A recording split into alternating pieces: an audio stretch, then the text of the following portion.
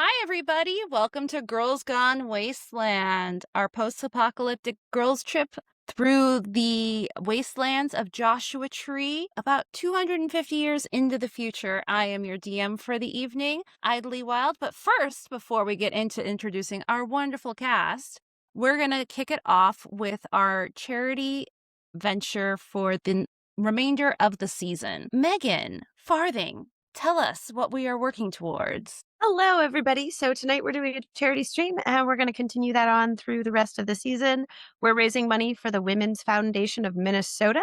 As we all know, even in the wasteland, community is how we survive. And WFM is dedicated to improving lives not just for women, but for the most vulnerable communities in Minnesota. WFM houses the Minnesota Lateen Fund and its Immigrant Rapid Response Fund that supports organizations responding to immigration related emergencies and community resilience across all affected communities in Minnesota, including basic needs, legal services, community organizing, education, and safety planning.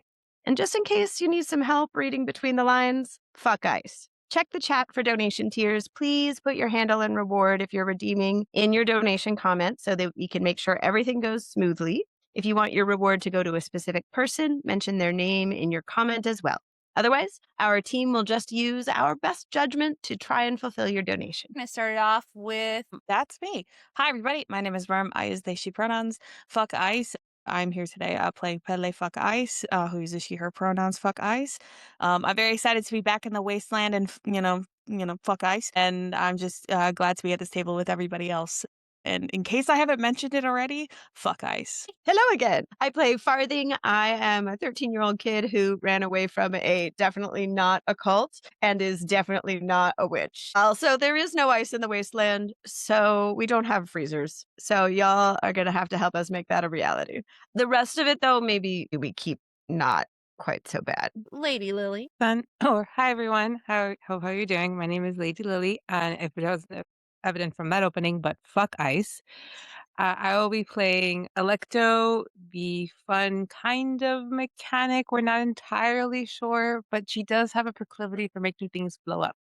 She also really, really likes raspados, and if you know what a raspado is, you'll understand. I like my crushed ice nice and red. Hello, everyone. I'm Victoria Witherspoon, and I'm playing Marnie John. It's a pleasure to see you all, and I believe that is the customary greeting of all good people is fuck ice. So good to see you. Good to see you.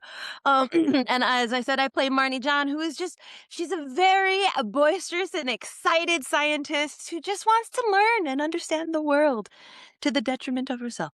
¿Cómo están todos? My name is Kaylee, and I play Rosalind. She is an investigator, and she's kind of grouchy, kind of soft, likes to pick on people a little bit, but mostly fuck it. And I'm Idly. I will be playing the desert, which is inhospitable to ice, especially in this post-apocalypse. I don't know. Maybe that's part of the theming. Maybe it's part of why we're in this post-apocalypse. I don't know. But you know what? It's not allowed here. Anyway, since it's been a hot minute since we've had a stream, let's see who wants to kick off the where we last left our highway heroine. I could kick it off. We ventured off. I don't remember the name of it. We went to the art installation thing that has a bunch of like day-to-day things created into very incredible works of art, where we stole some stuff, made a giant cake made of tires that Pele may or may not have tried to eat at some point. Didn't in the end. Did not eat rubber. We didn't eat rubber. I didn't eat rubber. I'll say that. And we met the cutest little robot named Talo. And that is what I remember. And Farthing's back. So it's great. But I'll add to it. It was my birthday, so the cake that exploded was for me. It was full of confetti that may or may not have killed the local wildlife. We don't really know. But I did thank everyone for my explosive cake by finding some smut that was stored away in a corner somewhere. That was my contribution to the last game episode. Well, we did have to run away from a giant storm where we currently are running away from. And I'm driving the bus through the storm, and I've fixed this bus twice already, so getting better at it. Mechanic who makes things explode. Bone bus rumbles on south, engines whining under sparks and dust. Heat ripples the asphalt like water. The shadows start to bend. Light fractures into streaks of color. Behind you, the EMP storm blooms across the horizon, painting the sky with the most impossible auroras. Teal, violet, bruised orange. The air smells metallic. The radio of the bone bust is starting to hum with static. Ahead, San Jacinto lies. The desert feels alive, and almost like it's watching you guys. In the back of the bone bus, his little CRT TV screen is flickering, and you guys notice that Bee's character Evie seems unresponsive, standing and staring off into that same aurora with Talo. What do you guys do as you guys are panically driving? Alecto's definitely trying to push the bus to its limits, to its maximum horsepower, trying to outrun this storm. And she would just kind of call back to everyone. It's like, how's everyone doing over there? I think Pele is trying to get Evie to just sit down. Just stop standing. We're in a bus that you do such good things, but we've crashed. No, I am fully using my body to just just to sit her down. I guess Farthing is doing her best to like navigate us in the right direction, even though we're very, very specifically going away from the storm, just like to vaguely make it where we're going also, or at least to keep us out of the like edges of the storm coming on. Do we, Nutmeg, do we all, I know you're not visible on the stream, but do we all roll an extra die or just one person? Just one person. So that would be the first person who was at. Delegate who's using what roles. And for those that did do the intro, you get an extra D6 to use at any time. DM inspiration for remembering what happened like a month ago, it feels like. Can I roll that D6? Because I got no sixes in my roll for driving. Yeah, I think driving is important. I think you should get that extra die. That was a nat one on top of the other. Highest I got was a 5. Oh no. But Highest we I got know was a 5. we know where Sorry, we're guys. going. We just don't know if we're going there well because I succeeded. Yay. Any successes? Absolutely not. I got Oh. 3 1s, a 4, and a 3. Marnie John, are you doing anything? Alecto's driving their face off, right? Okay. Yeah. I'm holding on for dear ever loving life in the back. I'm okay nausea wise. I'm just pale. So Marnie is so afraid right now in the back of this bus, and she's just holding on for dear life. And a little, so where is Evie at the moment now? Is Evie? I believe towards the back of the bus with Talo, which is where we left them. Okay. Marnie is watching Evie and trying to be as best as she can, observe it there and seeing if Evie needs her at all. But her main focus is not flying out of the bus. Opening. So obviously there's a lot of stuff going on. Rosalind's probably going to be looking around, trying to assess where everybody is in the bus, what's going on outside the bus, and also he's got a little bit of a weird reaction to this storm that is like mimicking Talo a little bit. And in the back of her brain, she's like, "Probably. Do we have sense?" The picture. Yeah, I got a 5. It's a little bit of a sensory, like everybody is in sensory overload. There's colors across the sky that you guys haven't seen in quite some time. EMP storms are they're no unknown hazard of the Joshua Tree Desert. They are not very common. But still, the kaleidoscoping colors, the speed of the bus, there's a lot of just like sensory input.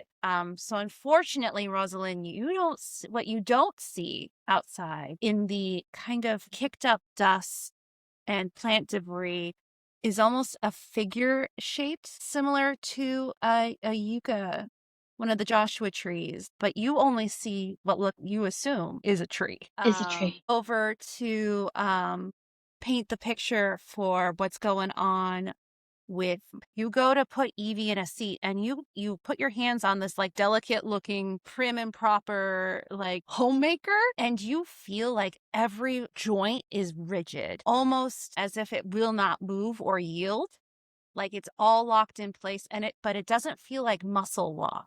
It feels different. It feels strange. And as you look at her eyes, you can see a small flicker of green light across it, and you can't tell if it's the auroras or something else. Farthing, you are able to kind of keep your eye on the horizon and are directing using this ancient highway map that had and the bandana that had the original information from the road queen, as well as the navigation of the stars. You're able to keep the bus kind of on track. Alecto, I need you to roll a d6 for that drive check. Please, not another tire. I don't know why I rolled one. One was cocked, and so it sent another one.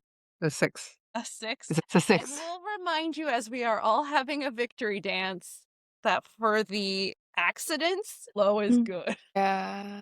I'm going to have Marnie John, you're going to make a strength check with 2 additional dice because you are the only one prepared for what happens according to this lovely chart. Alecto, you are just about to hit the freeway.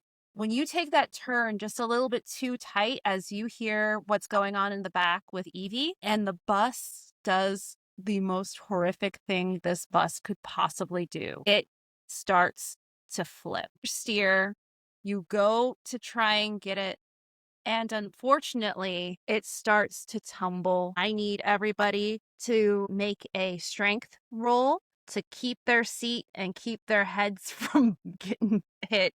Yes. Okay. So technically, I already rolled 2 dice, but I don't think those count because that wasn't my whole dice. 4, 6. I got 2 6s. Now I get good 6s. Somebody's got a cock die. Got a 6. I got 1 6. We got some more ones here. Oh. I think I got like 3 ones, 4 and a 3 and a 2, I think. So here's what's gonna happen. First, I have to figure out why after the flip of the bus. Everybody, you kind of like feel that the force of the bus start to go, and you're able to brace yourself. Pele, unfortunately, as everybody else is bracing themselves, tell me, is Pele going to brace themselves or help Evie, who's in Help the semi help Evie. block? Yeah. There is nothing else. I have to help Evie. Okay.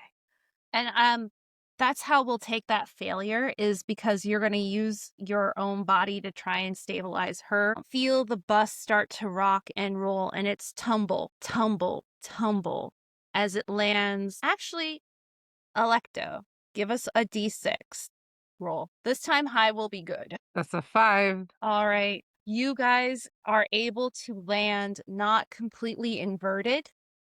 You guys land on your tires, but there's it's not a graceful landing. The bus has definitely looked better. All the supplies you brought for this adventure are skewed all over the place. You guys are, for the most part, okay. Pele, you're going to take a little bit of damage. You're going to take, let's say, 2 damage. For a bus crash, that's pretty good. That Fury Road right there, if you're walking away from that on a failure. So the bus did like a Perfect. full 360 turn, Yeah. landed on the tires. Landed on Okay. the tires. But it's definitely seen some damage. Okay. Ah. With that, okay.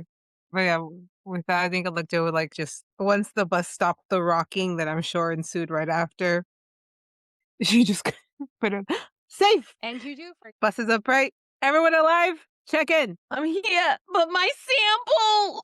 Just devastated in the back, just sad that all. The lizard! Is the lizard okay? Is the lizard just chilling on Marnie? because it has like the little suction cup feet that lizards have, has like adhered itself to like Marnie John's like jacket and is totally fine. Okay. I don't know that right away, though. Talo is in a little bit of a pile of his own. He's still kind of in this offline mode as his CRT continues to flicker in sporadic colors. Out in the wasteland, you guys can hear a howl. Is it wind? Is it something moving outside? Who knows? Well, I do, but I'm the desert. Have I heard it before in like my walk to auto camp or my walk to where I met up with the rest of the group? Very intense Very wits intense. request. I have a cock die, but no successes. Okay, no successes. It doesn't sound quite like the winds that you heard as you walked across down highways and freeways, over hills, through canyons. It sounds guttural, though. It doesn't quite sound like wind. I'll give you that. Does anybody else hear that? Not a side. I don't know if that's wind. And I don't, is it the direction we're supposed to be going? No, it's Are we gonna, is the storm still coming toward us? the colors are starting to swirl across the sky. The wind is kicking up, and you can feel that it's still coming your way. Can we escape it without rolling the bus back up on its front? Okay. Great.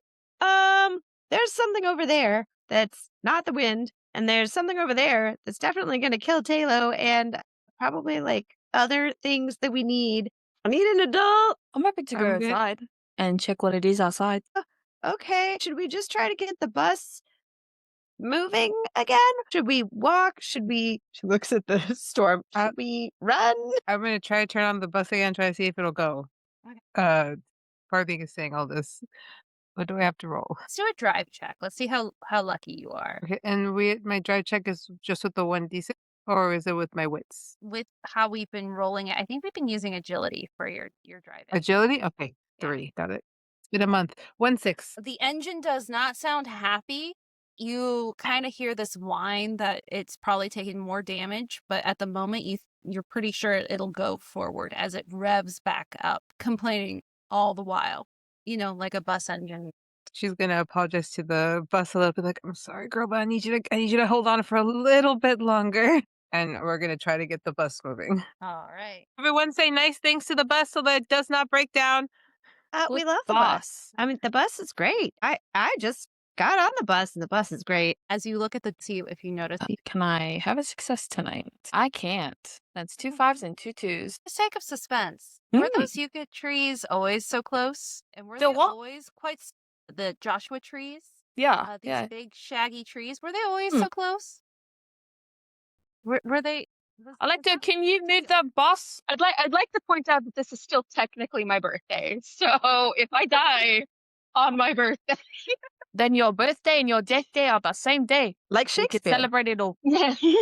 I'm pushing her as hard as she can go. It's definitely going a much slower going because you are not currently on the road, which is slightly bermed up off of the. Anyone else doing anything before we move on to the next? What happens next? Can I keep my eyes on those trees? Yeah. I don't trust it anymore. If Pele is looking at trees, I'm splitting my focus between trees and the sky. And I'm like, what's with the trees? Yeah, they're They're pretty getting cool. closer. I didn't think trees moved. But also, I'm kind of stupid, so I don't know. Oh, wow. I mean, there's supposed to be like a very specific kind of magic out in Joshua Tree. Maybe this is part of it. There's magic in Joshua? What the heck? Yeah. I need to Yeah, read that's more. like the Where's whole your reason book? that I joined the auto camp was so that, the auto queen could like tell me about the magic of Joshua Tree and I could claim a true name. And she stops all of a sudden, realizing she has never told anyone this. Yeah, so maybe the trees are moving. That feels like a secret I shouldn't say. What you guys talking about back there? We're What's talking about how happening? good of a driver you are and how good this bus is, and then like hit like the window twice. This roll. And basically anyone else who's kind of picked up that something that Pele has seen something at least unsettling outside. There's something unsettling outside. Look outside. Please, I don't want to be alone. You got one success. Well, we can't tell who's this who's. I don't think I succeeded. So I definitely didn't get anything. I definitely Okay. didn't get anything. Whoever rolled last did get 1-6. Yes, I was second to last. So I think that was you. Megan got 1-6. Oh, yeah, and it'll list over 8 here. got 1-6. As you look outside the window, both of you guys can see what kind of looked like a shaggy Joshua tree at first glance, swiftly, but with a long, large gait. Its body is shaped bipedally, standing up, a hulking mass of muscle and sinew, and what looks like the branches and the shag of the Joshua trees. And you have no idea what this creature could possibly be, but it seems to be coming towards you guys at matching now the speed of the bus. Yeah, we found the It's a magic. man. Oh, wait. I don't know if this is a good thing. Alecto just driving. I don't know if everybody got quiet. It's like, what's going on, everyone? We I'm might going have as fast as I found can. magic. Very Like- quietly. Is that like a drug? Like, Totally. Marnie's in the back. Marnie sees everything going on very quietly. She starts, go faster. Think we need to go faster. And out of everybody on the bus, she's the one that would not want to go faster. But she decided, I think it's time. She's like, sits down. She straps herself in with whatever she could like find. She grabs her jacket. She like ties it to the chair and ties herself in. And she's just is prepared. Go faster. Okay, what? Don't you get motion sickness as I'm trying to make this bus go faster? Do you have your safety buddy, your little lizard? I do. I have my safety buddy, and I found the lizard. Previously, I did a frantic pat and felt the lizard, and now the lizard is here. And well, it was in my pocket, but I took my jacket off, so he's just hanging out on my shoulder, hanging out. Me and the lizard. The lizard's actually cool with it. I think the lizard's having a good time at this point. I'd start rummaging in the under the seat or like in the places where it would be just kind of vaguely looking for a tire iron because Farthing does not carry weapons. Tools probably in there. And we did describe that there was like this huge tire iron that you needed for the bus. So, and as now the stuff is The idea of trying to everywhere pick in this the up, bus. she's like, and then gives up. She's like, I'm fine. I'll just, yeah. Do you need me to grab something for you? Does anyone have? It's a little heavy for me. So do you want my knife or my other knife? You definitely shouldn't trust me with those. It's fine. I know how to bite. I have a Pele. gun. See, I want you to keep that gun. Don't give the gun to the child. You keep that gun. Pele. What? And I Look run to in the my front of the duff- bus with my knives in my hand. Look in my duffel bag. I think I Yeah. have some extra socks, and I'm pretty sure I grabbed what we call soap here, even though it's not entirely soap, but it does a job. Put the soap in the sock Put the soap and in the give that sock. to Farthing. Give that It- to Farthing. Soap in the sock, give to Farthing. Give the soap into Farthing. Nope. Get soap, sock. Okay. Farthing! I walk right up to you. Farthing. Soap, sock, Farthing. In that order? I take the soap and the sock and I just sort of start to fashion some sort of slingshot, actually, instead of using it to put the soap in the sock. I'm just like doing some mechanical engineering on the bumpy bus. Right? Yeah. That Ros- looks right. Rosalind, whatever's going by. I do have my gun, which I was joking. I wasn't going to give a gun to a child, but it's funny to try to do that. I got it on me. I make sure that I got my bullets, make sure that I have my my little scanner thing in case it's some sort of robot situation. And just basically kind of like biding my time, looking around, trying to see what's going on. Because I'm just a little squishy person. I don't have any special abilities. I just have one bullet and a bunch of crazy friends. So somebody has to be the quiet one. Somebody has to be the quiet one. I would like to cause ruckus from the bus. If you'll allow, I would like to open the front door that slides open. I'd like to stick my head out and say, "You fucking think you could go that fast? You fucking stupid over there! Come and get it!" Absolutely gonna try to clamp onto Pele's mouth and be like, we think you're very nice. If this is your desert magic man. I don't, Farthing. I don't. That We're could be both your talking thing. at the This same is my thing right now. Fuck you. I don't know. We should tell him. Maybe we can make friends with him. I don't like him. He makes me feel weird, and it's very threatening, and I don't like it. All He's just buff. I'm also buff, and I'm also Rosalind, intimidating and very scary. So we're in the same boat, but on different sides of this. Just as a question, do we have any additional gasoline on the bus? Why are we Did- automatically trying to kill the magic man? We are trying to survive the magic man. Who says he's gonna hurt us? He's just running. Maybe he just doesn't like drugs.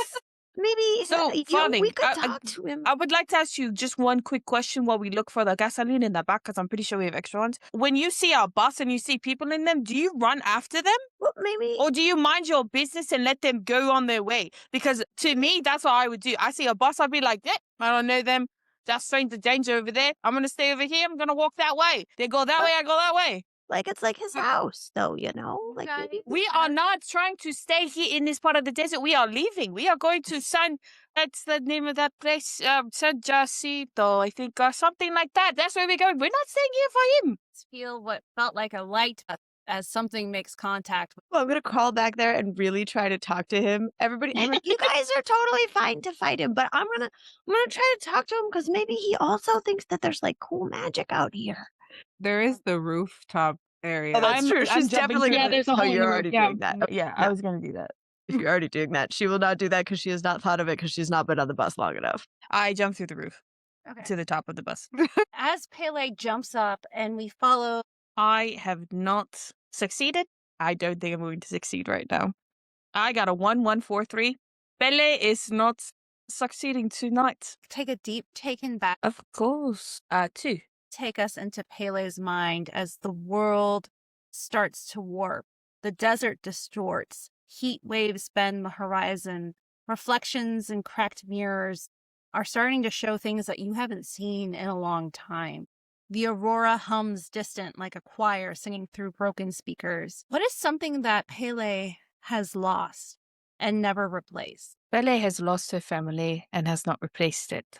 Take us into that like little flickering memory that The memory paints itself across the exterior of the bus for you and you alone. So my family, before everything in the auto camp and everything like that, I had a very loving 2 mums and there's like 7 or 8 of us because we're not theirs, but we were found kind of everywhere across the desert. They were loving mothers.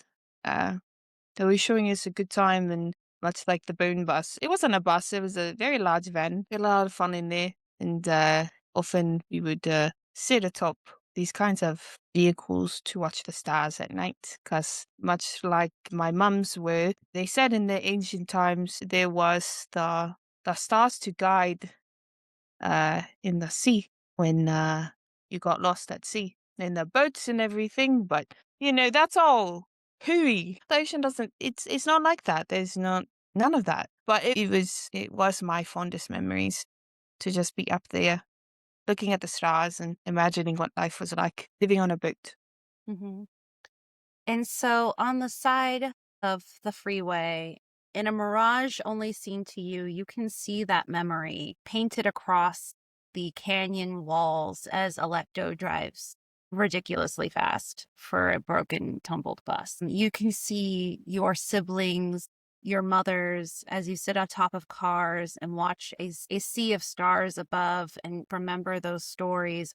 And for a moment, you are lost in that memory until there is another great thud against the bus. And who do you kick it off to next? I'm going to bring it down to Farthing. So Farthing is crawling toward the back, trying to get a head out of like maybe the back double doors to like talk to this creature. Hello, sir. Are you part of the Joshua Tree magic? Can you tell us the way to find the Rogue Queen? Do you have a mouth? I like your hat. So a wits roll as you breathe in this miasma of dust and I wish I hadn't succeeded, but I got 4 successes. amazing. You can feel like there's like a tug in your mind as you look out across the desert landscape. The Yucca Man is also right next to you, so that might be why you're able to keep it together a little bit more as he's seemingly trying to catch back up from where that you can see a small imprint of his fists as he's been chasing you. And that was what the thud was earlier. But you're able to kind of keep your wits a little bit more about you in this moment. As you speak to him, asking him if he knows the magic of the valley, the Joshua Tree valleys, roll me an empathy roll. It also complement his hat. I don't know if it's part of his head, so I definitely fail. There is no response, but a guttural kind of roar. And you see this face that is both made up of plant material, the leaves, the bark of the Joshua tree, that looks almost scaled and leathery on this face that is a mix of humanoid and plant. Oh, you do have a mouth. See, that's pretty cool. We have that in common. She's doing her best. Who does Farthing kick it to next? I would guess probably whoever's the closest to me, which is probably Marnie John in the back of the bus. Wonderful. I think despite the fact that Marnie John is filled with abject terror at this moment, her need to understand the world around her, I think, is kind of overriding that to a point. And she's very curious about this terrifying being that Farthing is somehow having a conversation with. So I think Marnie starts to slowly kind of forget that they're in a dangerous situation. She lets go of the bus and is kind of leaning a little bit toward. She's still strapped in, so she feels kind of secure a little bit. So she's kind of leaning against the straps of her jacket tied to the seat bus, and she kind of looks and she just sort of is staring at him and fascinating. Is it? What is Farthing? Can you tell what this is? That skin? Is that bark? We don't know. Can I get a sip? Excuse me, sir. Is it the sir? What do I say? I don't know. Excuse me. Ooh, dang. Ooh. Okay. Wits roll. That's I got a 6. I got a 6. Your passion for understanding things that are both strange and unusual kind of keeps you again in this moment, grounded to reality by being kind of ungrounded from reality on a normal basis, just a little bit. When you're already unmoored, what's another storm? And so you're able to kind of keep yourself centered as you breathe in this dust. You're trying to, just so I understand what you were attempting to do, you're trying to get a sample or study him? Yes. Trying to understand, like, what is this? Roll me another wits roll then, and any bonuses you have that would apply for weird science. I don't have a bonus for weird science, unfortunately. Okay, that's okay. Wits, though. So you can almost tell that you get kind of a weird feeling, that breath of air in with that miasma, that kind of earthy feeling as you breathed in, even though it didn't affect you. It has almost kind of a mushroomy taste or smell. And as you look out at this creature, you can kind of start to see that it is a plant-like man, and there's some weird spores in the air, and you're starting to put it together that maybe these two effects are related. The two effects, as in what The- two effects?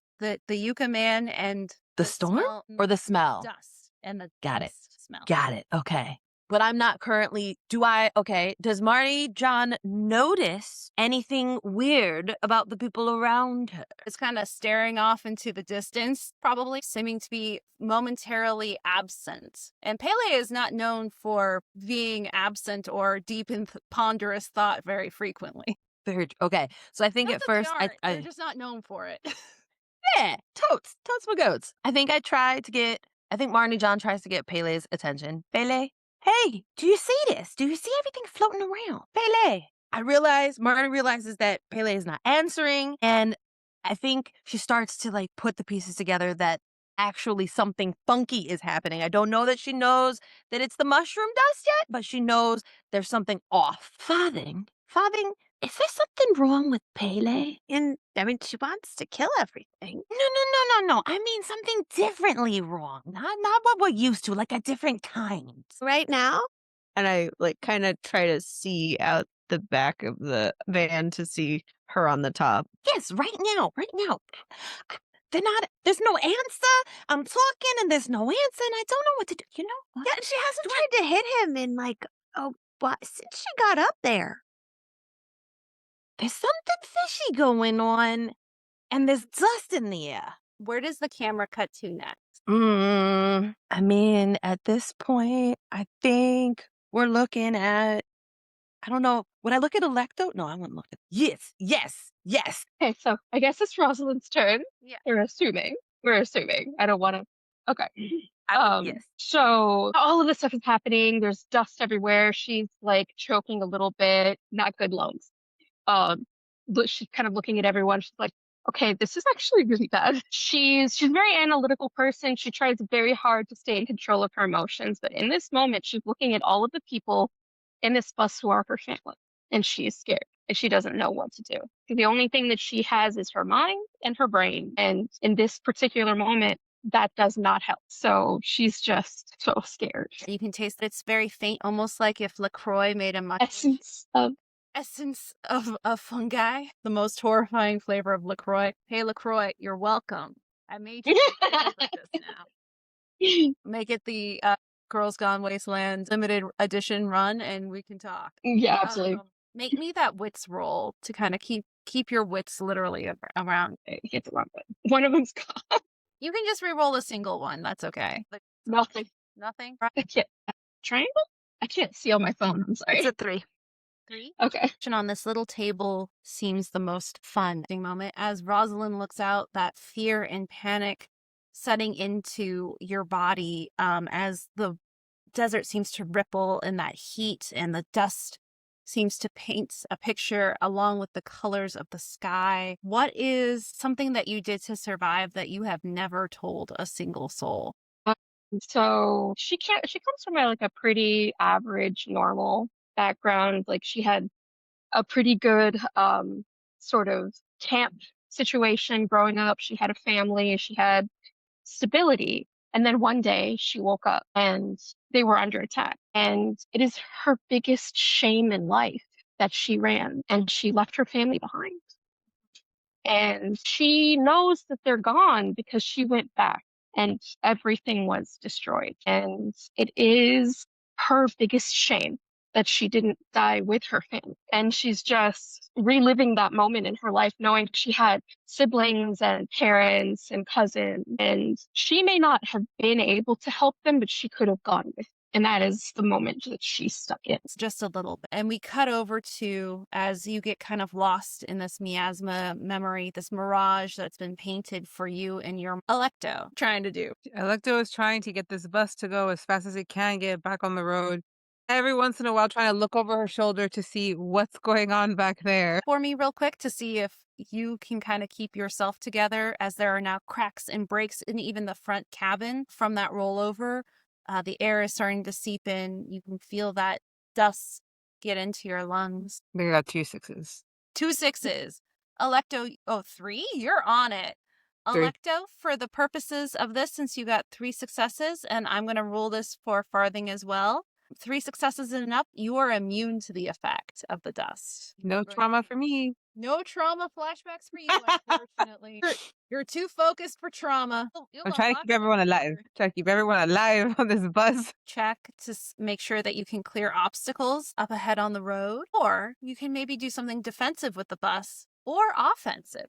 You have a bus. So what? That's what I was like, I'll wait for my turn because I really want to see if I can maybe, if the thing is behind us, essentially, can I slam the brake to knock it and then try to? I feel really bad for Farthing, and then maybe back up. Yeah. Make me a drive check.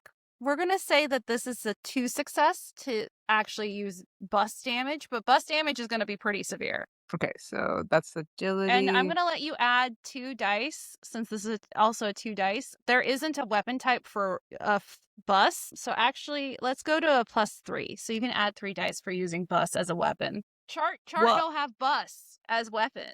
It's Oh weird. no. What is Pele doing?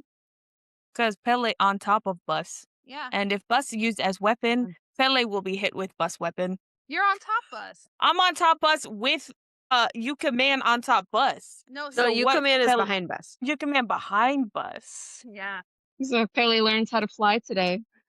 Yeah, honestly, any breaking, Pele learn to fly, go that way. Maybe she'll snap out of her reverie in time to grab something. Or she falls into the bus. I'm going to There's say also with a that. single success, you do not launch Pele as a projectile. Pele, okay. How many? You are so close to hitting him, and he kind of dodges out of the way with that superhuman speed that only a tree man hybrid could have. She puts the bus back in charge just to push it forward. They're like, what is that thing?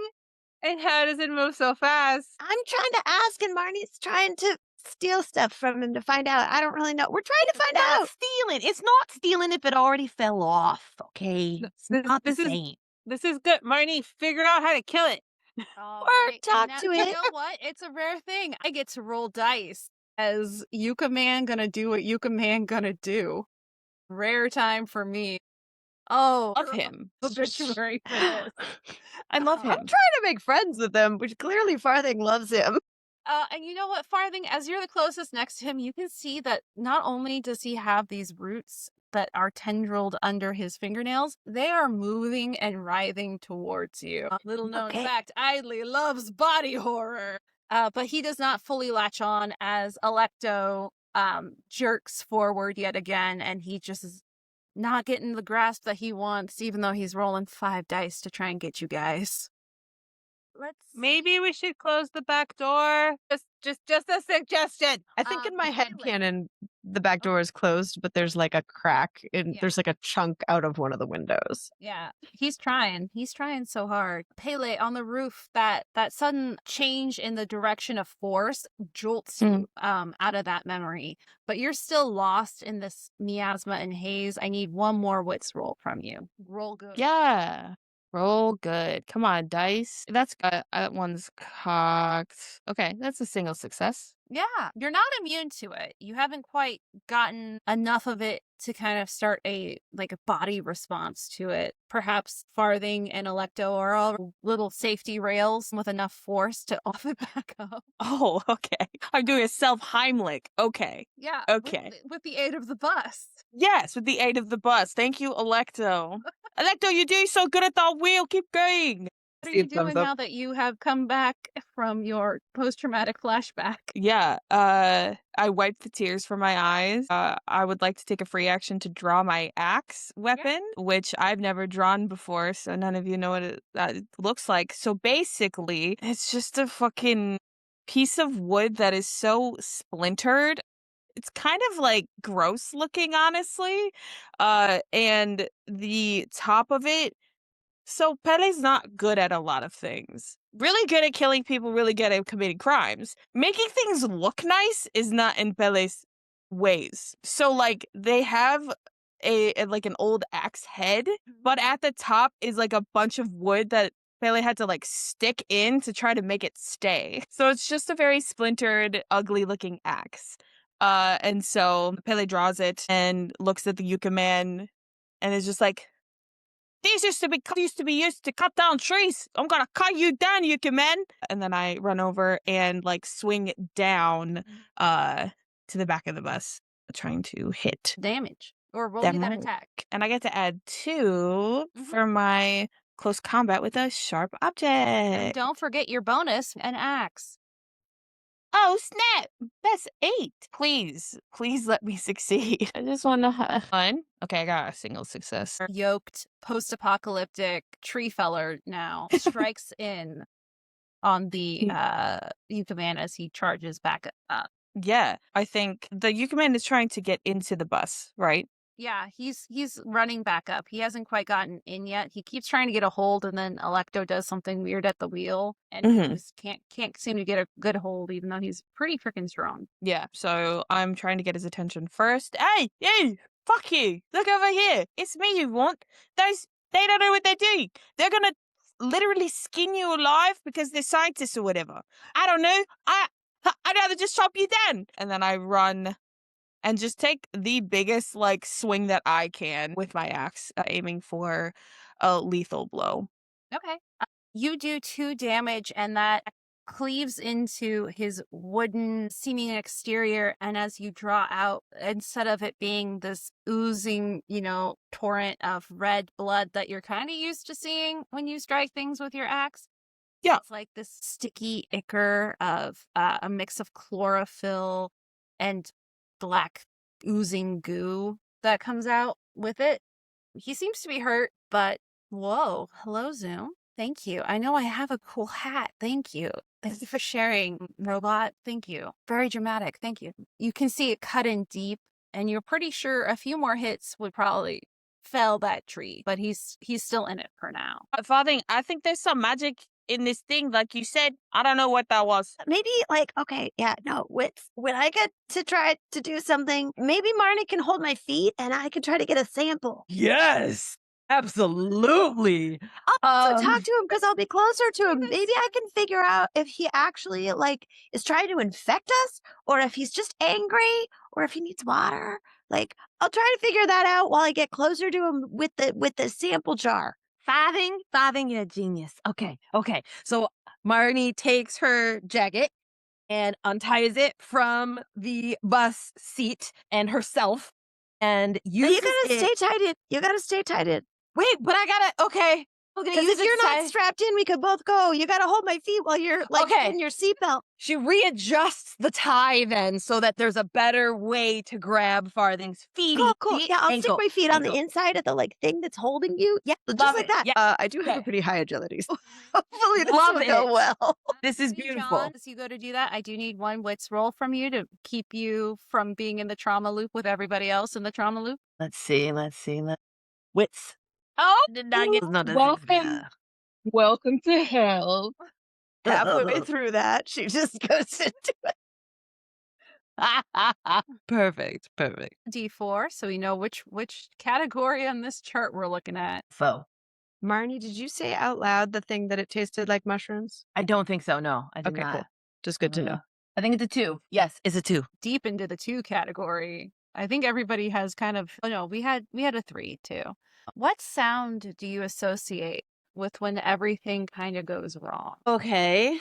I wouldn't say Marnie necessarily has a dark backstory or anything like that, but she never really fully fit in. She wasn't really the person who like people liked as she grew up. It wasn't that people didn't like her, it's just that it was oh, there goes Marnie again. It was just understood. Like her canon event was when she was sort of young outside wanting to be with the friends, but she wanted to hyperfixate and share her things that she loves. And so she was bringing jars with her to share and show her friends. And on her way to share and show her friends, she gets there. She's so excited and she trips and falls and everything breaks. She loses all of her samples and everybody like starts to make fun of her. And so now from this, every time she hears the breaking of glass, very specifically the breaking of glass, it reminds her like of loss. It reminds her of how weird she is and how she kind of doesn't have a place that she fits in. And it sort of just, it doesn't necessarily fully take her out of whatever she's in, but it's always like a little, yep, I'm that guy. All right. Yeah. And there's that into the miasma. And it's not so much that you hear or see, an exact moment, but you can almost hear a laugh track and like that feeling of being out of place. And you can almost see in the miasma the cracking of glass and that shattering sound along with a laugh track, kind of an auditory hallucination assaults your mind. And you are not able to quite get Farthing hoisted out. And you get kind of lost in this, your own trauma loop, but with a slightly different sensory input. That makes me so sad. I think at this point, all she can do is just, I'm sorry. I'm sorry. No, That's what Farthing hears. Yeah, and I just see her kind of go glassy and say, I'm sorry. And I'm like, no, it's fine. And Farthing kind of just hooks her foot into like the thing. It's not as secure, but she kind of into the like seatbelt that Marnie has like constructed around her and like attempts to like lean out the window and to try to glean whether or not this creature is like angry, trying to infect us. Like, does it have a reason? Does it need something? And like, she's kind of talking to it. Like before, she's like, "Well, I'm sorry you got hurt, but like that's what happens when you try to hurt other people. And if you just could I just take a little? What are you doing here? What are you?" And is like sort of like trying to distract it while still trying to get a sample. I feel like I would probably go with agility for the attempting to get the sample, and talking to it is just sort of like an ancillary thing. If this is an opportune moment for her to notice something useful with her skills since she's close to it, I'll take it. If it's not, I'll save it. But yeah, I think mostly she feels bad for Marnie and is trying to like the sample attempt while also just kind of like patter like she can't stop talking when she's nervous. So she's just sort of trying to make friends with it, but also understands that she's absolutely trying to steal its blood from it so that, may or may not have mileage. Cool. I think it's just flat unless because Marnie can't help me now. So, we're just going. Didn't one cock die. Let me fix that. Nope, no successes. Wipe off of a sample. You could wrestle him as almost you go to reach out and there's spines like, and you don't get injured. Pull back from like just the pain receptor input, and it being sudden, you do notice that he has spines. Well, didn't expect that. Okay, well, good self-defense.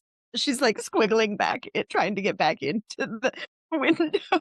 Because sometimes you learn as much from failures as you do from successes. The camera cuts over to Knack. I do let everybody know that, by the way, he's spiny. I think, I guess it doesn't really matter what order it goes in, but let's go back to Rosalie anyway. So I guess I'm still stuck in the trauma loop. No, Drooling up. you're gonna come out of it. We do need to have one Okay. more wits roll All right. as you are still breathing in, and in a moment we may have to take a break because both of my headsets are dying. It's a good time for it. I got nothing. Roll another d. Oh man. So obviously we've seen the X-Files a lot. And normally in her mind she does view it as you would see it in like the old tomes of TV, blue and swishy. But with everything that's going on around her, she has this logical idea that it's probably like really dirty, like chunky, like super chunky and dirty and nasty. Because there's got to be like a lot of debris in it at this point. There's been a cataclysm. Yeah. So in her mind, she kind of fancifully wonders, like, can I walk on the ocean? Like, can I take like little jaunts, have a picnic? Just silly stuff. Maybe there's aliens in the ocean. Who knows? You gotta look, because if you don't do the actual research, you will never understand how anything works. Marnie John has influenced her a little bit. We will admit that, but that's not neither here nor there. The ocean that move in this picture closer to the wiggling of jello. It is viscous, it is dark, it is maybe grape flavored, but like that little bit of like taste bud like hallucination hits your mind. Hallucinations are more than just visual. Over to contemplate the chunky grape jello ocean of your nightmares. Thank you for adding this. There could be horrible things from the 90s also in the grape jello. Who knows? Vienna sausages, trash bags, canned tuna peas, and cut up bananas. Yeah, and grape jello served And as grape a jello. salad. And pimento, just little pimentos. Because you are, for whatever reason, unless you want to paint the reason why Alecto is not reacting to this I would hallucinogenic think highway. I like to believe, given where she comes from or where her backstory, she might have already been exposed to something like this in an experiment or two. So maybe she just has a bit of a resistance to it because of that. I see the people who taught her things when she was growing up, putting her in a room and being like, let's see what this does to you. She is definitely turning around, noticing that some people are kind of glassy-eyed and not really doing much. Put us into the dramatic conclusion of Alecto's turn. I'm so sorry. I was trying to get to you as quickly as I could, Lady Lily. We were racing not only a monster, but the monster known as my earbuds dying. Hi, everybody. We've defeated the monster of which headset will work for Idly tonight. Just so everybody's aware, we have raised $30 for our charity, the Women's Foundation in Minnesota. If we hit 50, I am legally obligated to throw in more telepathic tumbleweeds. That is the dream.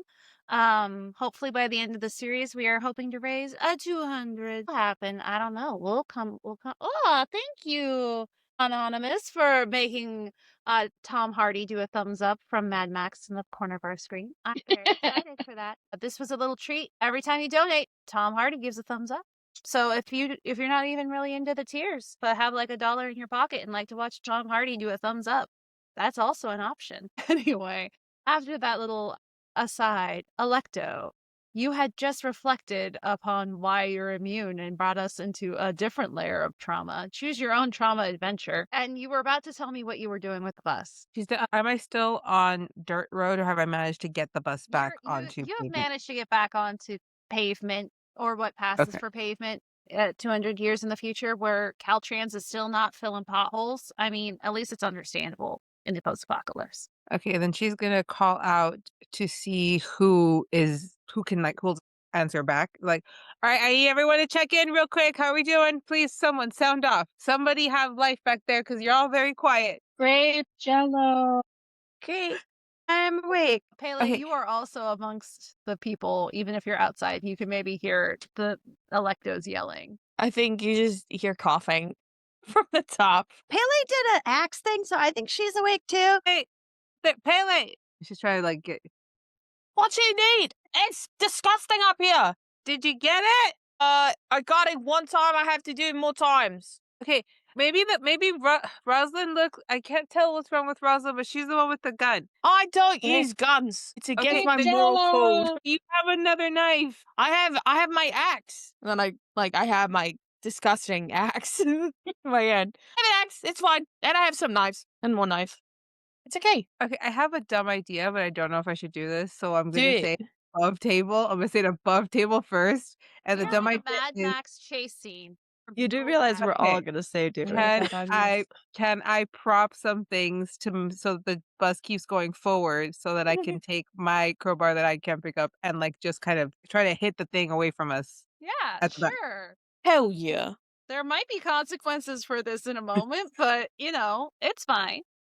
I can try. Okay. As Taco Bell says, live Moss. Let's do it. Wait, I mean Farthing, if you want to come to the front and I mean, drive, you gotta put some blocks down there, but then at least I could keep us from going off the road. I like that idea better. I I love like the that one idea. better in this situation. So okay, so from the front, Farthing, get up here. Mm. Okay. She kind of gets up and she's still holding on to the wheel. She's like, just get in the seat. I rummage around and find someone's like leftover like post-apocalypse platform boots and sort of shove her bare feet into them so that she can reach the things well enough because she is 13, but she is also not the tallest. That was actually pretty smart. I was just gonna put a box or something. Okay, you're gonna just keep it steady. Even if there's things in front of you, don't try to avoid them. Just hit the cars. We're in a bus. The cars will move. Okay, just keep it steady. If you like, turning is simple. It's left, you'll go left. Right, you'll go right. But I've been try in a not to do car that. before. Like, don't, geez. Okay.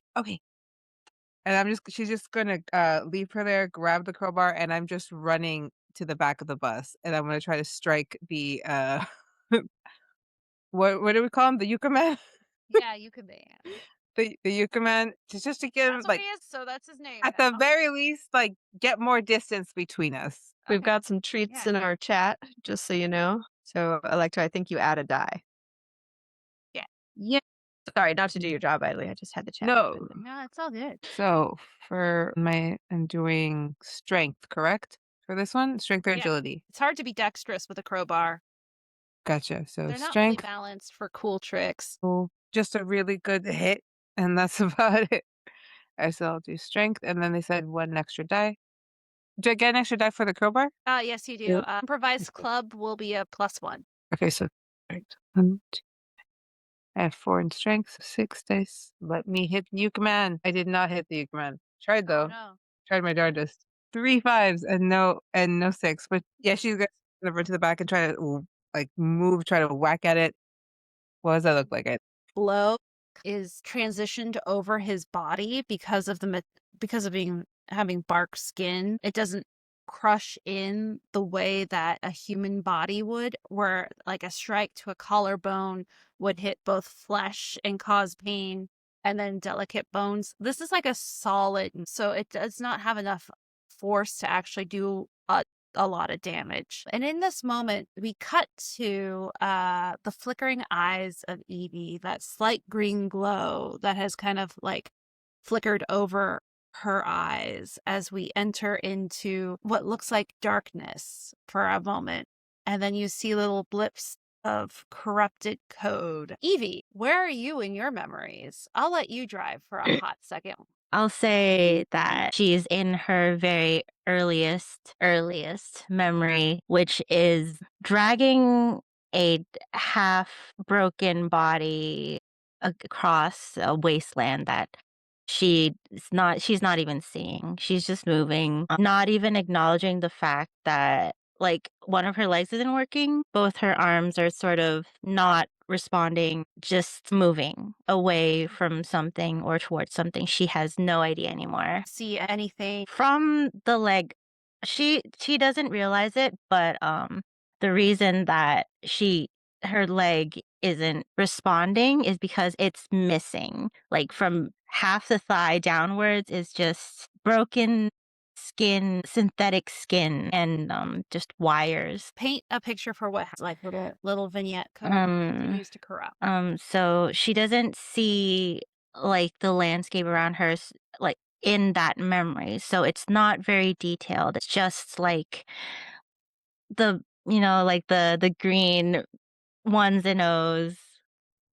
But what comes into focus in that memory is the lights and the shapes of the buildings that she would come to call home, and the silhouette of the road queen who sees her and is coming towards her. And the last thing in that memory that she remembers is the road queen's hands on her saying that, and her voice saying that it's fine, it's okay, you're safe. You know, our friend from a couple episodes ago, but definitely weathered by time. This hand is, as it comes into Evie's mind, is a good bit younger. Still kind of weathered by the time and environment, but not yet by age. And you feel like a hold fast. You're not quite to your next stop yet. Echoes in your mind, and I want you to roll wits. Oh boy, one of my worst stats. Okay. I have one success. Same as everybody else for obvious reasons, but don't worry, we're all having trauma backstory hour with you feel yourself in this memory, and you've sky the EMP waves. What nobody else had known or realized at the time is that it wasn't just Talo who could be affected by them. It was you. And you know that you're right now in basically a hibernation mode of sorts. Not quite firing on all pistons because of the EMP storm. So we'll come back to you in a moment because now it's Yukaman's turn. I get to roll dice, which is so rare in this game. Let's see. He is going to do what Yukaman gonna do, which is smash. Hopefully, we'll see. I've also been with Pod Crash. Success. Finally, somebody's succeeding. Yukaman, as Alecto swings out, what we're gonna say is as you swing out with the tire iron, he grabs onto your shoulder, Alecto, just to up the drama for a hot second. And you can feel like the tightening squeeze, which feels not only like a hand, but almost like a boa constrictor around your upper arm as he starts to pull you towards the asphalt of the road. His other hand does grab onto the bus. He is anchored in place and an imminent threat. We need her to drop. Don't worry.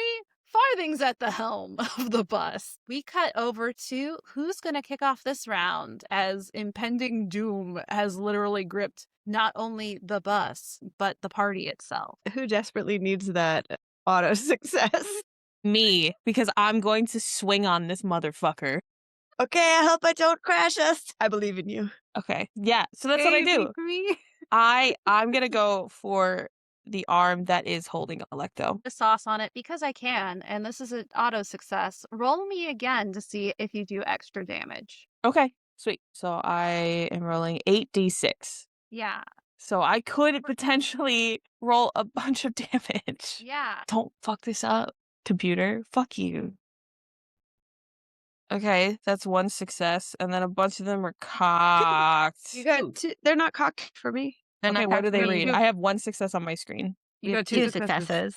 Incredible. I have 2 successes. Now, your axe had already done 2 damage. 2. And Yes. you're kind of as you're coming through this trauma moment, a lost found family specifically, because your family was not only family it was a family by choice in a lot of ways. A surge of adrenaline rushes through you, if I may be so bold. Not only do you connect, but you use that force of that adrenaline of working through these memories of having been lost for a moment and then finding yourself able to do what maybe hadn't been successful before. And you get just that extra little oomph. And tell me how you fell this tree. Yeah. I think there's fear in my eyes as I look to Alecto as they are gripped horrifically by this Yucca man, I will take like my axe and try to do it in such a way that I'm able to, like, from its like extremity connecting to its trunk. I want to get in that crook and up and through so that like its upper half with its head is disconnected from the rest of its body so that that part is still clinging on to the bus, but then whatever is holding Alecto will no longer like it'll like be attached but not attached to its body anymore. Do that. Alecto, you feel that grip loosen. I am going to have you take 2 damage from how tight that grip was. And let's see. You'll have some deep bruising. I'm not going to make you roll on the serious injury table, which I probably should have had Pele do after we rolled the bus, but we'll resolve that later. I love finding all the fun tables. Well, I'm not thinking about it right now. I'm covered in layers. We don't know what's going on We underneath. don't know what's happening, which could be truly devastating if you roll high. We'll see what happens. We'll see what happens at the dramatic conclusion of this episode. We're going to cut over the camera now because unfortunately, while you fell this Yucca man and he falls to the ground, the dust and miasma is not yet gone. The wind is still blowing the direction of the road as the storm rages on. Who does the camera cut to next? It cuts to Alecto. You see that 2 of your compatriots are still lost in the dust. So guessing that that had nothing to do with whatever's going on here. And thank you. She calls out to Pele as she's trying to like get the thing off her arm, and she's like rubbing like, motherfucker. Okay, everyone, time to wake up. None of this, none of that. And now she's going to try and like wake. I think Rosalind's the one that's in the bus that's a little out of it, and then it's or is Marnie closer to the back of the bus? You Okay, can so pick which one you'd like to help.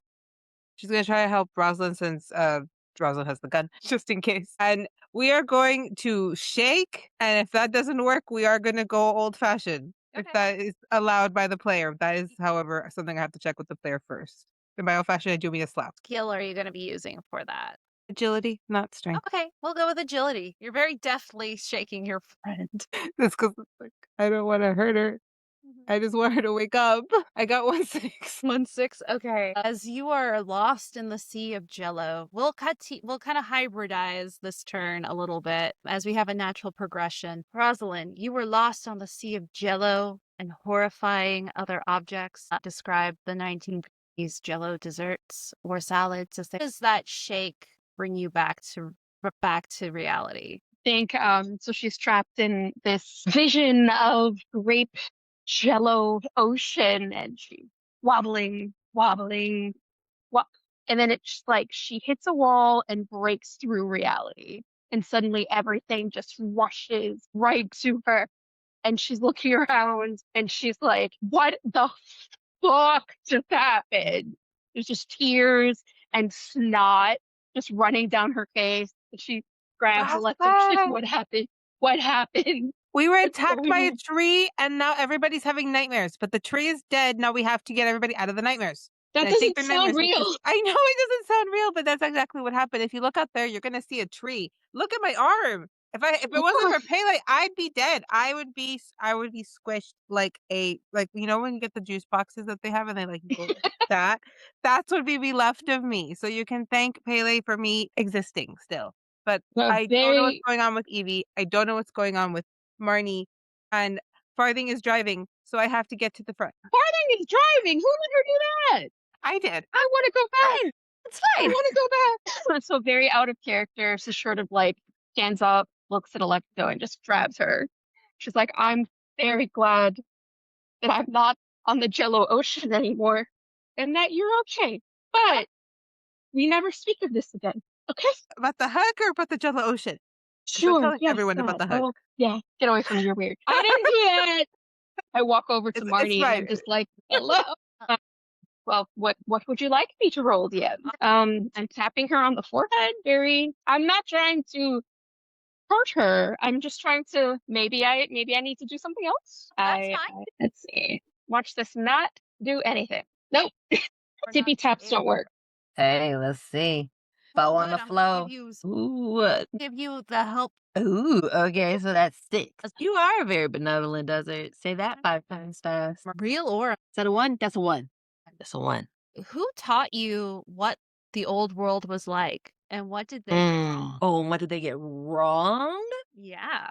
The old world. And that was Granny. That was Granny. And Granny, because we're far in the future. So I wouldn't say that Granny knew it from personal experience. It was an oral tradition passed down from firstborn daughter to firstborn daughter. And my mom is not in the picture. So I got it from Granny. And I think most of what she said was accurate, except there was like a misunderstanding of like art back in like the passed down oral tradition of misunderstanding of what art is. And there were a number of pieces of art, whether it be a book or a painting, that were taken as historical, even though they weren't historical. And so when they learned of this very prominent leader, Lady Gaga, they believed that she had an army, literally, of monsters. And so she believed that there was literally an army of monsters out there in the world. So even though she's on a never-ending quest, because there wasn't an actual army of monsters for Lady Gaga, she's on an never-ending quest to find monster fossils, and she'll never find. But Yucca Man was right outside. So how That's very far true. really was Granny? It's proof. She was right the whole time. Correct. Perfect. Yes, Lady Gaga. Yeah, as Marnie John is still under the effects of this mushroom dust in your lungs, your mind starts to paint you pictures of Lady Gaga dancing, and the monsters are dancing with her, and they're both monsters that you have imagined, seen in pop culture, and now Yucca Man is like popping and locking it in the background. I can't put in the music because, for one, I didn't have this queued up because I am not psychic. We don't get monetized very much, but we'll lose like the 30 cents that we get for this stream. Yeah, there's a lot of rawing happening. And Marty John, you're rocking out just a little bit. Okay. Well, I'm assuming that I'm trading back out driving now that everyone is awake. Not yet, because Alecto hasn't made it back to the bus, so you're No. driving. Okay, well, I'm driving then. That's what I'm doing. I am, in fact, driving. So I am attempting to drive. Yeah. Do I get a bonus for my shoes? You know what? I'll allow it. Chaos. No, that was a joke, but I'll take it. Yeah, chaos Perfect. mode. Activate. One success. You do not hit any of the obstacles in front of you. There are abandoned cars, giant potholes that may have been there since before the fall because Oh, I totally know how to drive. Wow. Yeah. This is really not that bad. And there's a moment where you're like, am I better at this than Alecto?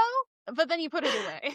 I just fully have convinced myself that I absolutely now know how to drive. Just the insufferable kid with the learner's permit being like, nah, but I can drive. Like, I can totally be the driver. You over to Evie, still kind of rigidly, well, I'm not sure. Roll me a d6, Evie. Are you standing or sitting in reality?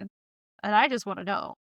I gotta say, somehow your like rigid form, like your muscular skeleton made of metal and technology, has kept you upright somehow on this as the bus flipped, partially probably because Pele helped you, and partially because you're kind of in statue mode right now in your standby, and it's super hardy. So you are standing there in the back of the bus, as we go back into the matrix of your mind. What is something that Evie is going to do to try and get out of standby mode now that you recognize that you're in it?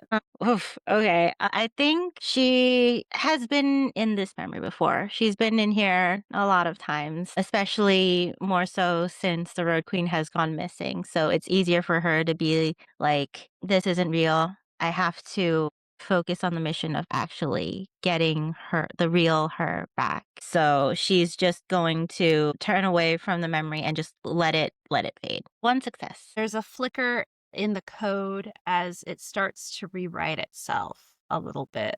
The ones and zeros become clearer.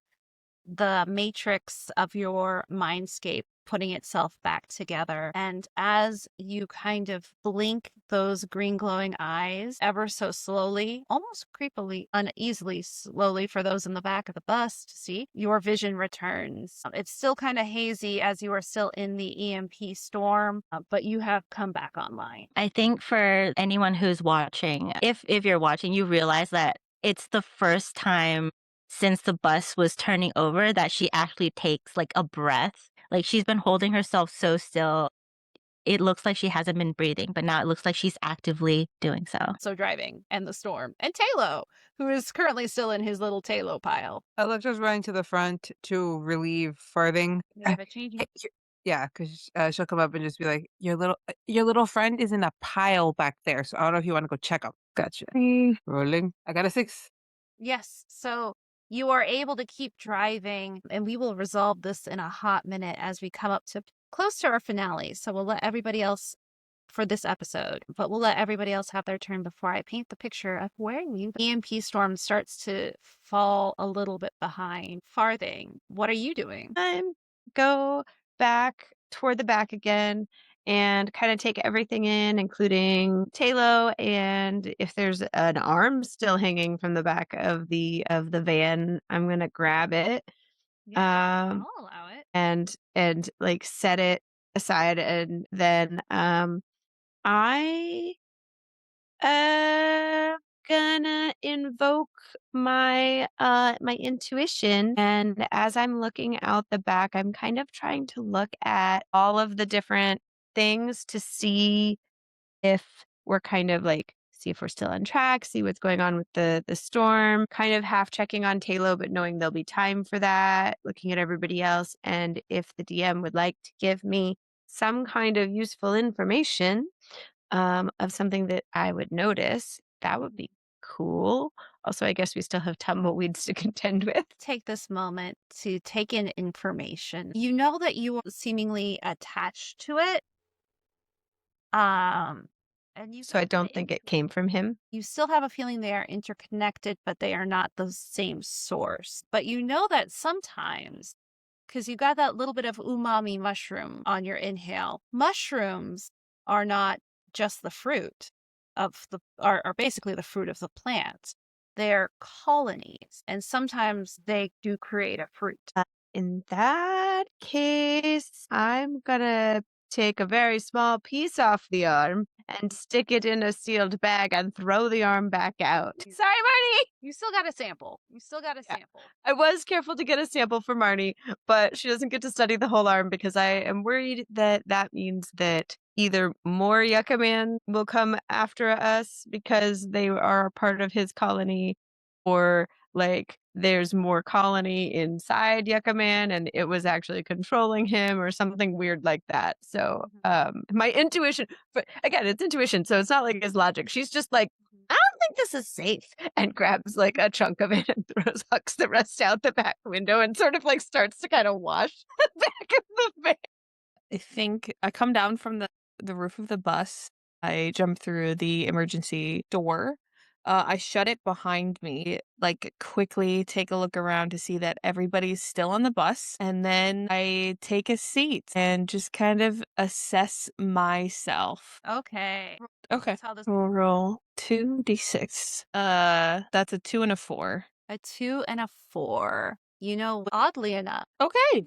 you have a small bit of like your ear has been torn. But it is superficial damage, nothing absolutely major from the bus rolling over. You rolled incredibly well. It doesn't say how you're supposed to read the the D66 table, like which one comes first. So I kind of hybridized the two, which is you're fine, but your ear is slightly damaged. Oh, Just not okay. gonna take penalties. Okay. Thick. Yeah. Sick. Okay. So your ear is bleeding, but nothing major. Nothing to write home about. It's still mostly there. Yeah. To Rosalind, what are you doing? So I'm still trying to get Marnie John to like wake up. I sit back for a second. I think, okay, all of this dusty stuff probably did something to our brains. I know what I went, and it's probably comparable to what she's going through. So she's stuck in something really awful that makes her feel bad about it. Okay.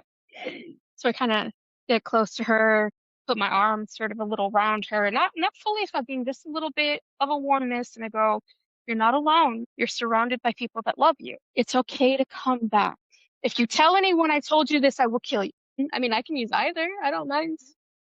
Let's see. Can I use both and give you some? There is no reason against it, I guess. We're in Give you some narrative? land. Yeah. I'll give you some narrative choice. How about that? I got a 6. In the background of this Lady Gaga music video from hell. Perfect. That you believe to be factual at this point. I do. This is historical evidence. That it's okay to come. If you tell anybody, she will kill you. What do you choose to do with this information as you are kind of dragged back to your senses? I think as I'm dragged back to reality, I come to with a and kind of like a shock, almost like I'm like shooketh. Yes. And it's like loud. My shookethness is loud. And I just kind of like eyed like a deer in headlights. And I turn and I just look at Rosalind. And I just look at you and I say, there's something I'm not supposed to tell nobody. Yep. And I won't. Good. And I just kind of turn around and look around and realize that like chaos has ensued in undeterminate amount of time. And then a quick little about where's the lizard? You give me the lizard.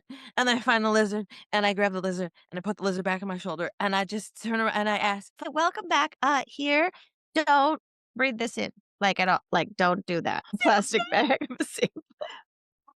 and I just start crying. Marnie just starts bawling. This is Oh. probably one of the few times you see her ever have emotions that aren't like bubbly, bouncy. Coffee shouldn't be inside of this person. And so I don't know how you feel about that, but this is just Yeah, sometimes I cry when I find cool stuff too, and gives her a big hug. Welcome back, MJ. I'm just very grateful for the sample. A As really you get- awkward sloppy hug. As you get the sample, do you want to roll wits to understand what this weird science in your hand is? Okay, roll. There is an auto success that we have not There- used. There is. And I think one of them's cocked. Yeah. So do you not have tools, Marnie? I guess you don't have tools in the van. I don't. I have gear. You but I can't- have no tools. Can she re-roll the cocked one, and then if it Yeah. doesn't, then she can totally have that auto success. Yeah, because we're getting, Okay, we roll one more. Rolling the d6. It's a 5. but through some form of divine intervention. At first, it's just such weird science that your brain doesn't know how to wrap around it. But then you also think about kind of the memories that you've been in and the weird trips you've been experiencing. And then you think about how the body reacts. And you think about the EMP storm and you think about monsters because that's been on your mind. And you kind of start to piece a little bit of information together through leaps and bounds of weird science logic. So hold on with me, guys, because this is not based off of real science. This is post-apocalyptic weird science, and what I say goes. Love it. Sometimes there are plants and fungal species that react to changes in electromagnetic energy, be it through either electricity or forces of that kind of nature. And sometimes when you are attacked or perceived to be attacked, you create an antibody. And that antibody, maybe for this plant, just happened to look like a yucca man. And the weird trips are the fungal colonies getting into your lungs, taking you on a fun trip to make it easier for yucca man to get you. Okay. Yeah. Okay. So I think upon discovering this, wait, above table. Am I understanding this is a little zombie-like? This is like the fungus that controls things? Kind of, except that it's created this wonderful yucca man, a vaguely humanoid shape in the shape of a yucca to kind of blend in with the topography, as the dust has been kicked up by both the storm and agitated by the EMP storm. They created this wonderful yucca man out of like its defense systems to try and get you. So the yucca man was like the fruiting body, and the dust was Yeah. like hallucinogenic Yeah, mushroom so- dust Yeah. Got to it. make us like more vulnerable to the yucca man's. If your why fruits fruit could ninjas- fight you. Then this is why Fruit Ninja is very important. Those apples are trying to get you. It's why they keep the doctor away. They're attacking. You know how pineapples like break down the enzymes in your tongue when you eat it? It's basically that, but like human Mhm. and stabby. Got it. Okay. Yeah, this is still The mushrooms saw us as a threat because of the EMP storm, and they sent a large mushroom that looked like a tree man, but was actually a mushroom after us. Perfect. So in the interest of not repeating literally everything we just said, I'm going to say Marnie figures that out and then expresses that to the squad, I would say, in a way that kind of, right. I don't think there's anything inherently evil. Well, yeah, but then we would have had Right? to have talked to like the main mushroom and like he was gonna attack us no matter what. So Pele was also right. Yes, that's true too. Was anyone recording Farthing just now? I need to have that forever. I mean, I say people are right sometimes. I'm not Alecto. Evie, as you're coming back and you're hearing this conversation of Marnie John going, "Great Scott!" with the solution that is totally scientifically sound that I made up 2 weeks ago and vaguely remember. So this is what it is now. Evie, this is what you kind of are coming to your senses. What are you doing now that you're back online? Just trying to make sense of what happened because I think like the way it works, she was just in one moment and now she's in another without like that connecting thread. And so she's quickly trying to just like clock where everyone is, what happened. There's just so much chaos around her. She's not dead or in a pile of debris. And she clocks that some of her family are injured. And you see her, she takes a breath and what did I miss? What Well, there's happened? the magic man, and then he turned out not to be magic, but really just a mushroom. And everybody kind of hallucinated a little bit, except for me and Alecto. And then we kind of flipped the van a little bit, but we did keep driving, and now we're mostly out of the storm. And it seems like you're doing better now too. Did you have a lot of the dust? And but Talo still needs a little bit of help, and some people are injured. But we did get part of the mushroom man, who's actually not magic, and I'm kind of bummed about that. All right. And like you know this from her. She has a lot of weird accents and everything, but like she has decided to land on British for this moment. And you guys don't realize it, but it is an effect of her hard resetting. All right then. Who's the most injured right now? I can probably do something about it. Yeah. If I remember correctly. All right. She's gonna clock the bleeding first, I think, and she's gonna go over to Paige and sit next to her. I don't mean to pry, but what happened back there? What do you mean? Sorry. You were standing completely still, looking at the EMP storm, and I couldn't move you. Like, I don't know how to describe it. It didn't feel like, okay, this is going to sound really bad. It didn't feel like all the other times I've had to move bodies. Well, I hope not, because I'm not dead. No. These were live bodies. Okay. And you don't have to. I'm not doing this to force you to tell me anything. But I do want you to know that I know that there's something different about you that isn't human.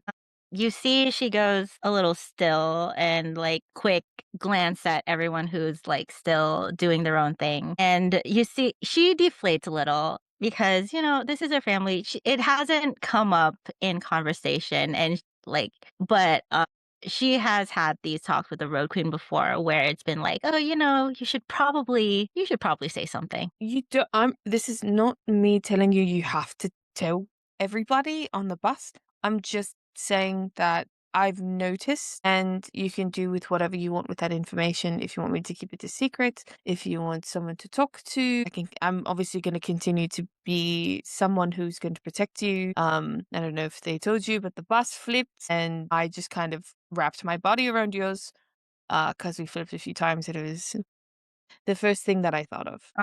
Evie's going to take a handkerchief out from her shirt. It's probably not that clean because nothing is clean in the desert. But she reaches up and she like dabs at the blood coming out of Pele's ear a little. Yeah, I've been meaning to. Obviously, it's not something I've been trying to keep a secret, but you know, it's a little weird, isn't it? I don't know what it is, so it is weird. But whatever it is, it's different from the rest of us, but it's not weird. It's who Evie is. And that's all that matters. You don't have to say Yeah, anything now. It can be later, maybe once we can get off this bus. Yes, I think I think it's time. Thank you for protecting me. I know you always have. I continue to do so. No worries. And we have to find you a good boyfriend. That's still part of this. You know, it can be a little bit lower on the list. I like to keep it lighthearted. Finding the Road Queen is kind of heavy, so that's a lighthearted thing that I'm keeping at the forefront of my mind. It'll be all right. And you know, I think I'm happy with everything I have here right now. All right. I'll keep that in mind. But also, if I see abs and biceps and I like the person, I'll let you know. Thank you. And Cool. she She pats her specifically on the bicep. Baby slow burn front row seat in this, which is beautiful. Anyway, as you drive, Bone Bus crests the rise. The desert drops away for one impossible second. It looks like the ocean is in front of you. A vast stretch of water under a fractured, aurora-lit sky, green and violet waves shimmering in the distance. You know, you almost want to say the coast, but the air doesn't smell like salt and freedom. It smells wrong. The shoreline comes into focus. Dead fish, thousands of them. Their bones cracked and turning into sand. Broken trailers sag towards the surf. Twisted metal sculptures rise like saints. Neon crosses flicker weakly in the wind. The sun-bleached sign creaks. Welcome to Bombay Beach. The water barely moves. It hums. Talos lights faintly pulse. The bus rolls down towards the poisoned shore. It isn't the ocean. It's worse. Welcome to episode 5, where we will have the worst beach episode known to man at the Salton Sea. It's been our episode. Farthing, since you've been keeping a weather eye on the donations, do you want to tell us what we're currently at? Absolutely. That's all for tonight. Once again, all of the donations to this stream benefit the Women's Foundation of Minnesota. Tonight we raised $100, which is half of our overall goal. So hopefully we'll surpass our goal. Yeah. Thank you so much to Jele, Grey Guardian, Ash Angel 5, and 2 anonymous donations. I hope I didn't mangle anybody's names from their usernames. We'll be back in 2 weeks to continue the story with our tumbleweeds, since we got those Yes. tumbleweed donations right at the end of the episode. So I'm going to pass it back to you then to do the rest of the outro, because that's everything about the donations. Well, it'll help us carry into the next episode. Alecto, as you stare out at this horrifying beach, you see a tumbleweed, giant and massive, fish bones woven into its twiny spines, as it goes, "Hey guys, catch some waves with me. We're going surfing later." And that's where we'll end the episode. Farthing hasn't met the tumbleweeds, so I sort of love that as our first introduction. It's like, tumble what? And now from that beautiful post-credit scene of this horrifying tumbleweed, let's go back around the horn and tell everybody who you are and where they can find you next. And we're going to start over at the top with Kaylee. Hey everyone, my name is Kaylee. I am an anthropologist that studies gaming and game culture. I write for Medium, I write for Substack. I am on Instagram and Threads, where I like to fight people about. If you would like to follow me, I'm going to MegaCon this week, and I am meeting Brendan Fraser. So please come and join me on my journey to meet the only man I would ever marry other than my husband. And that's it. So, but Hi guys, I am B. You can find me on my social medias on Instagram and Threads as Typervoxelations. I am a mess and also an artist. And that's all for me because I don't usually stream. Hey everybody, I'm Victoria. You can find me at my social medias at sometimes.tory. That's the actual punctuation dot, not the word dot. You can find me on Instagram and TikTok. And if you are in the SoCal area, I also work with a theater called The Noisy Nest. You can learn more about them at thenestla.org. They do stuff in Beverly Hills every Wednesday night, and they're awesome. Check them out. Thank you so much. See you next time. Yeah. Hey everyone, I'm Lady Lily, also known as Lady Lily of La La Land, here on Twitch and on TikTok, and Lady Lily 29 on Instagram. If you guys liked me here, I hope you could like me over on Wednesdays in my channel, where I run a game called Fae Academy, where I have thrown 4 of my friends into a magical university, and they apparently are cooking up some drama that they have not shared with me. So it's exciting. Secrets from the DM when it comes to drama. Exciting. I love it. To Megan. Hi, I'm Megan Sky Hale. You can find me at SkyShe, SKYESIDHE. I'm sure it's in the chat on pretty much every platform. Also, I run a small theater company in Portland, Oregon. We have a show coming up on April 12th, which is a variety show and costume party that is fate themed. So if you come through Portland, check us out. You can also find me on a guest episode of What Happened in the Malachite Wastes as Nat Hatchery, a goblin forest park ranger who has lost their memory. Yeah. Hi, everybody. My name is Merm. I use they, she pronouns. I've been playing Pele tonight. Yeah. You can find me on social media at Merm with 3 R's. That's MIRRRM on both and on Instagram, which are my two most used social medias. You can find me.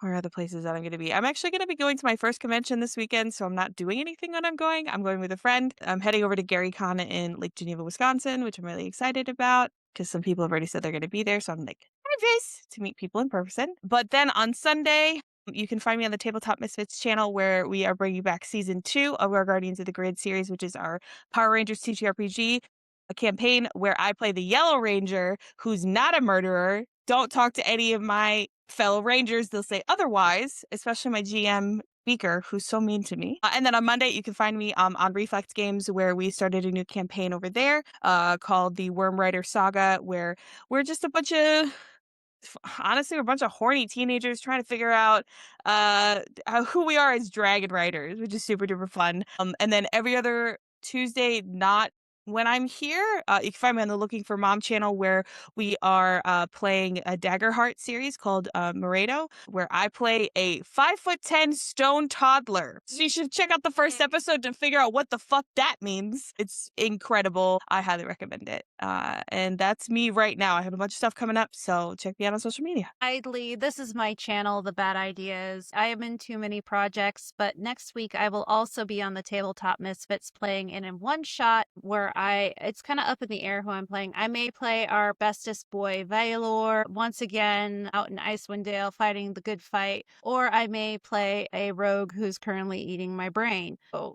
chime in the comments with what I should play, a charming rogue halfling or my anime protagonist, Valor. I'm really it's awesome for who to play.